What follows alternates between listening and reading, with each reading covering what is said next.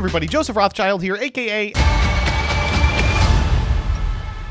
And we are back with another Twitter thread. It's the end of the year, and this holiday season I'd like to focus on the positives of Yu-Gi-Oh! However few and far between they may be. Good or bad, 2024 was one of the largest years for Yu-Gi-Oh! In history. So I'd like to talk about some of the stuff that made it so impactful, beginning with one of my favorite things that happened this year, the release of the Master Duel North American Challenger Cup. As one of, I don't know, like 2 total people investing time into building an infrastructure for competitive Master Dueling, it was really cool to see Konami finally take it seriously. The Master Duel Challenger Cups are really fun. There was like one every week for a period of like 2 months, and then they stopped doing them. Bring them back. What are we waiting on? EU's had like 9 waves of Challenger Cups since then. These got replaced by the Shadow Duelist stuff, which is pretty cool that it has a new name and I think better pricing. Fuck you. Let's see what you all came up with. This was sick. I sat out on the game seriously for like half a year, but even in memory, Jerome revealing the ban list on stream WWE style was absolutely sick. Even if the OSS ban stabbed me 47 times in the chest. Absolutely agree. The presentation was incredible. It kept me hooked on the event the entire week.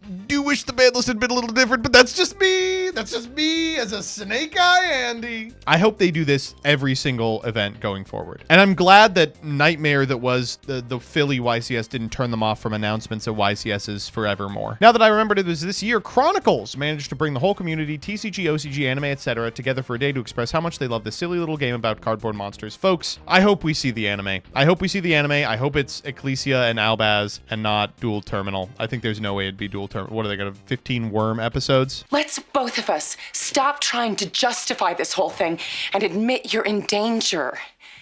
I am the danger. The DSOD screening and Yu-Gi-Oh! Event Day hosted by the Montyverse at Museum of the Moving Image in NYC. I didn't even know this happened! Fuck, I should have gone. Genuinely not close, single-handedly got me from casually enjoying to re-entering the Rarity Collections. Yes, the Rarity Collections were so good.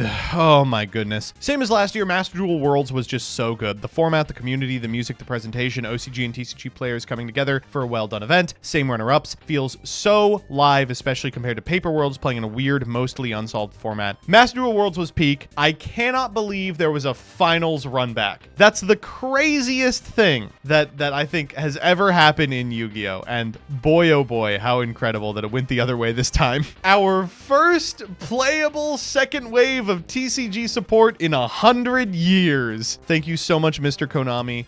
And thank you so much for that like early release of Mimighoul Charm, tricking us into thinking it would be dog shit. Adding Rush Duel Links to the World Championships was amazing to see. Even though no TCG announcement yet, seeing fun duels and the first Rush cards printed in English was really cool. Give us the cards. Why don't we have the cards yet? Yubel winning World. An anime deck performing is always awesome to see. I wish anime archetypes would get the same love that Yubel did. It's not Mibel, it's Yubel. Big fucking 2 years for America, am I right? The prophecy of the Charmies coming to fruition. 2024, the first time in 7 years, Maxi moved on the OCG's ban list. Just one more list. I got my first ever top with my favorite deck. Dyer says, I know people say only top 8 counts for regionals, but it was a New York regional with 400 people, so I count it. I know it's not anything major, but it feels good to know I'm not garbage at Yu-Gi-Oh! Like people say I am, and I can do good sometimes. Congratulations for doing well with Generator. Hard mode. You must play a second deck.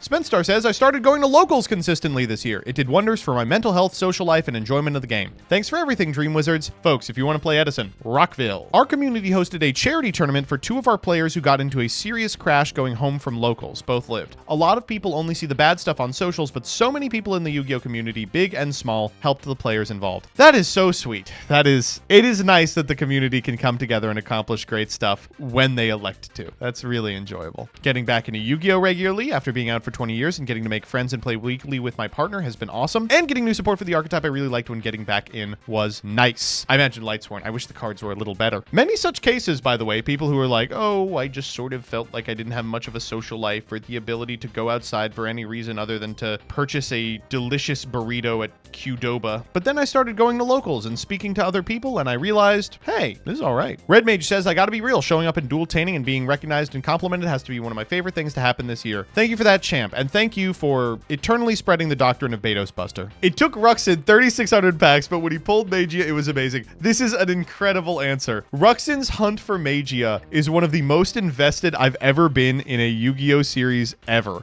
For those of you that don't know, Dragon Master Magia is a quarter-century secret exclusive in one random pack, Battles of Legend Terminal Revenge, I think, right? I think you're supposed to get like one of these every like 100 boxes. Ruxin pulled thousands in order to try and rip this card. And it was like, I think months of him being like, and we're opening some Terminal Revenge, and then whiffing over and over and over again. As you can see from this image, there was so much of a mythos surrounding it. He made merch about him not being able to pull the card. This past year, you hosted a tournament at our locals while Max, our guy who runs tournaments, was away.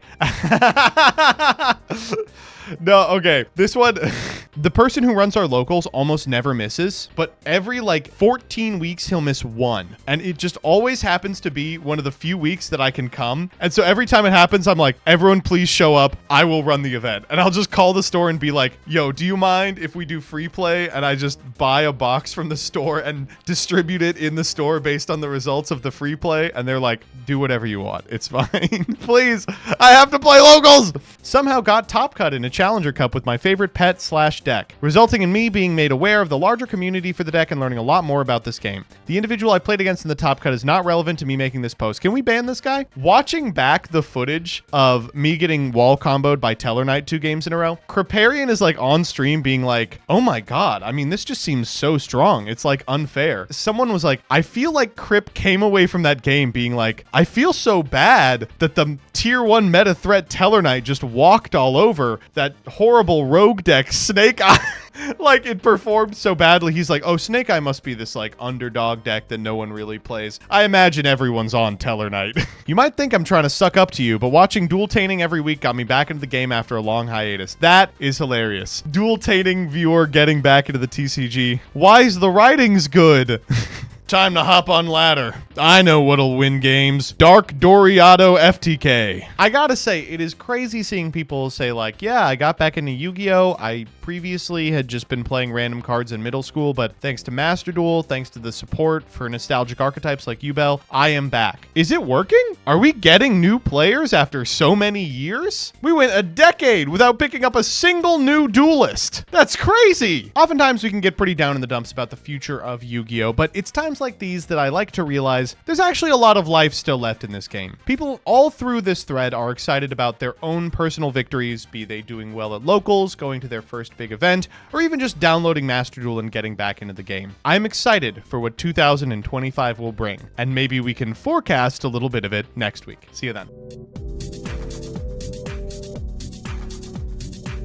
Jillian says, my favorite Yugi-tuber made a non-Yu-Gi-Oh podcast so I can finally enjoy his work without watching any videos. Subscribe to Will of the Council!